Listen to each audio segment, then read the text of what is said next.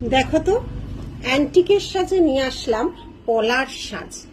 কেমন হয়েছে অবশ্যই জানাবে। শিউলি পলা নীলিশ জুয়েলারির নতুন কনসেপ্টে বানানো। এটা 1.5 গ্রাম পলিশ। দেখো কি অপূর্ব নকশা, লতা পাতা, তার সাথে শিউলি। কোথাও দেখেছো বলে আজ অব্দি আমার মনে হয় না। শিউলির নানা রকম ডিজাইন তোমাদের মনে ধরেছে, তাই এই কনসেপ্টটা বানিয়েই ফেললাম।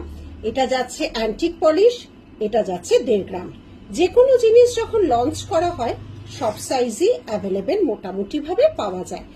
যারা অ্যান্টিক প্রচুর করিয়েছি, অ্যান্টিক শেষ হয়ে গেলে যদি 1.5 গ্রাম থাকে তাহলে 1.5 গ্রামের মধ্যেও অ্যান্টিক করা যাবে, সেটা একটু সময় দিতে হবে।